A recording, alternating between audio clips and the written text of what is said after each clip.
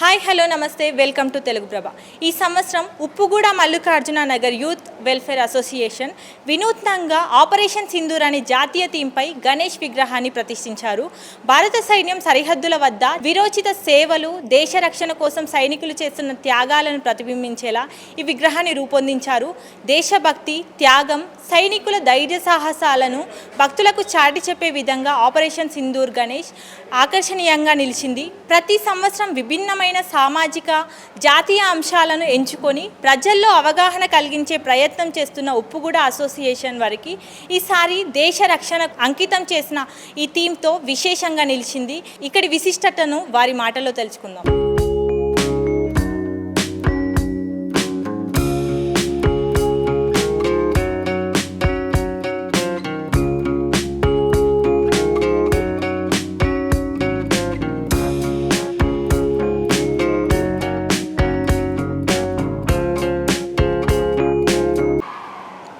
నమస్తే అండి, మీ పేరు?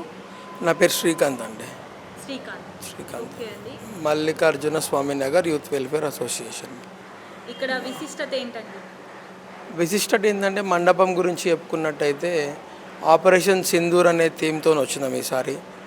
మళ్ళా మహిళా శక్తిని ప్రపంచానికి, భారతదేశానికి తెలియని వాళ్ళందరూ కూడా తెలియాలా అన్న ఉద్దేశంతో ఈ ఉద్దేశంతో వచ్చినాం. ఇక్కడ సింధూర్ థీమ్తో పెట్టుకోవడానికి కారణం మహిళా శక్తిని ప్రపంచానికి మరియు భారతదేశ ప్రజలందరూ చూపించడానికి మా వంతు సహాయంగా మేము ఇది చేయగలుగుతాం. కాబట్టి ఇక్కడ దైవభక్తి గురించి వస్తుంటారు జనాలు, కాబట్టి దాన్ని దేశభక్తితో కలుపుతూ రెండు అయ్యేటట్టుగా మేము ఇక్కడ మండపం పెట్టుకోవడం జరిగింది. ఈ సంవత్సరం మనది 49వ వార్షికోత్సవము. గతంలో కూడా చిన్న చిన్న థీమ్స్తో వచ్చాము, కాకపోతే ఇంత ఫుల్ ఫ్లెడ్జ్గా రాలేకపోయాము. దేవుడు ఈసారి మాతోని ఒక 3 నెలల నుంచి పని చేయించాడు. 3 నెలల ముందు నుంచి ఇవన్నీ S400 మన సుదర్శన్ చక్ర వెహికల్ చేయాల్సి వచ్చింది. ఒక 8 బ్రహ్మోస్ చేసుకున్నాము.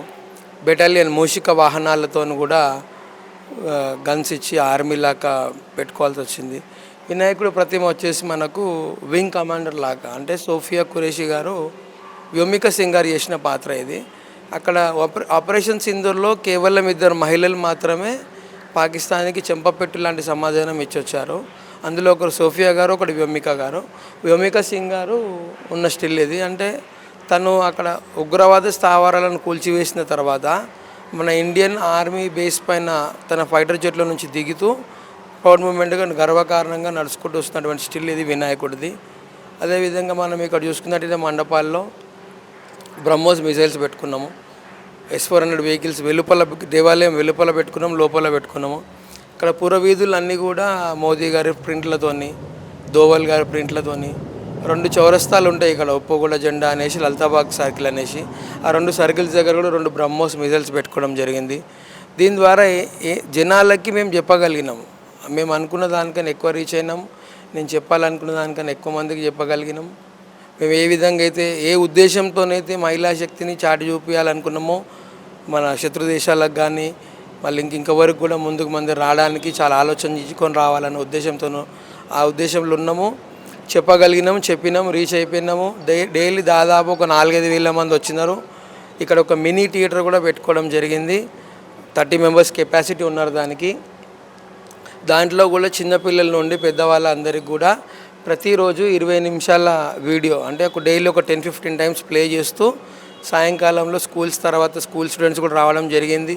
వాళ్ళకు కూడా చెప్పినాం, చూపించినాం. ఆపరేషన్ సింధూర్ పహల్గామ్ అటాక్ జరిగినప్పటి నుండి, దాని తర్వాత భారతదేశం తీసుకున్న నిర్ణయాలు, దాని తర్వాత ఆచరించిన పద్ధతులు, తర్వాత మనకు న్యాయం జరిగేంత వరకు ఎక్కడెక్కడ ఏమేమి సన్నివేశాలు జరిగినాయి అన్నీ తీసుకొని అక్కడ పిల్లలకు కూడా ఎక్స్ప్లెయిన్ చూపించడం జరిగిందండి.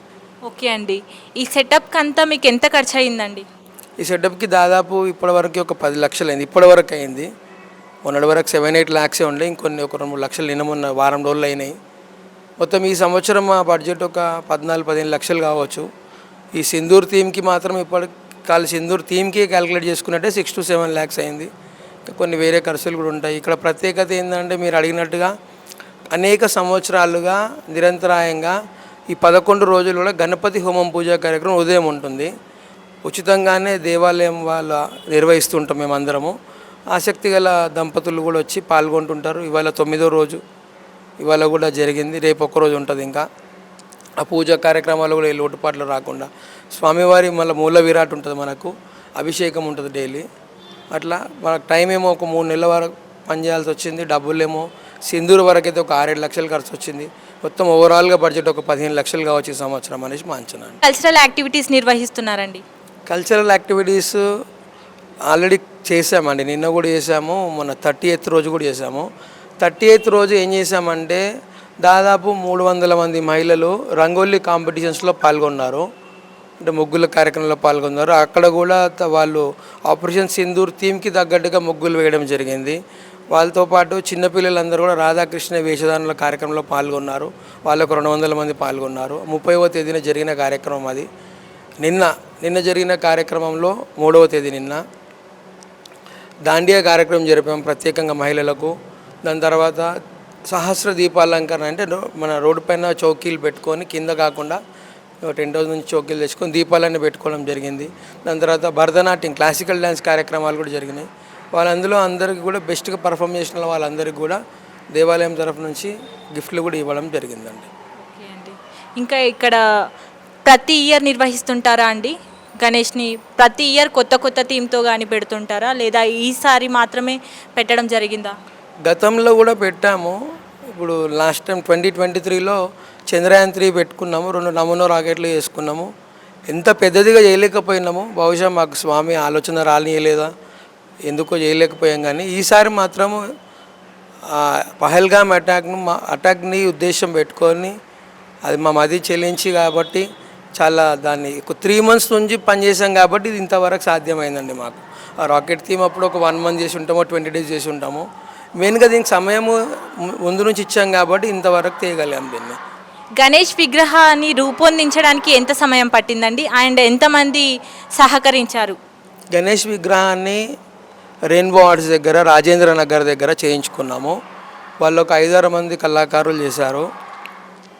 వాళ్ళు సోలాపూర్ నుండి ఉంటారు. కాకపోతే ఇక్కడ రెయిన్బో ఆర్ట్స్ అని చెప్పేసి ఒక బేగం బజార్ అతను పెడతారు, షెడ్ ఉంటుంది అతనిది. ఈ వినాయకుడు ప్రింట్ మనమే ఇచ్చాము. 2-3 సార్లు 2-3 డిజైన్లు వేయించుకున్నాం. మనం డ్రాయింగ్, పెన్సిల్ డ్రాయింగ్ చేసుకున్నాము. దాని తర్వాత కరెక్షన్స్ చేశాక ఈ రూపు వచ్చిందండి. ఇప్పుడు 3 నెలల సమయం పట్టింది వాళ్ళకు కూడా చేసి ఇవ్వడానికి. కలర్కి కూడా కొంచెం టైం పట్టింది. చాలా వరకు కరెక్షన్ చేస్తూ రాగా ఫైనల్గా వచ్చిన లుక్ మనకి ఇది అవుట్లుక్. ఓకే అండి. ఈసారి లడ్డూ వేలం ఎంతలో వెళ్తుంది అనుకుంటున్నారండి? గతంలో చూసుకున్నట్టయితే 2023లో 2,27,000 రూపాయలకు పోయింది. పోయిన సంవత్సరం 1,50,000 రూపాయలకు పోయింది. ఇక ఈసారి నేనైతే అనుకుంటున్నాను ఒక 4 లక్షల వరకు ఉంటుందేమో అనేసి. ఎందుకంటే చాలా వరకే జనాలకు రీచ్ అయినాం. చాలా వరకే జనాలు ప్రతిరోజు కూడా ఇన్ని 49 సంవత్సరాలలో ఏ రోజు కూడా ఇంత జనాలు కానీ రావడం, ఇంత పిల్లలు కానీ రావడం, ఇంత తెలుసుకొని ఇంత దేశభక్తి ఉందని జనాల లోపల కూడా మాకు ఇప్పుడే తెలుస్తుందండి. దేశభక్తితో కూడుకున్న గణేష్ను మీరు ఇక్కడ ప్రతిష్ఠించారు. సో మీకు ఎలా అనిపిస్తుందండి? ఇక్కడ తరచుగా భక్తులు వచ్చి దర్శించుకొని వెళ్ళడం చూస్తుంటే మీకు ఎలా అనిపిస్తుంది? ఈ పని చేసేటప్పుడు కొన్నిసార్లు మాకు ఇబ్బంది అనిపించేదండి. ఇంత హార్డ్ టాస్క్ పెట్టుకున్నాము, వేరే మండపాలు ఎవరు పెట్టుకోరు, మనమే పెట్టుకోవాల్సి వచ్చింది అని అనిపించింది.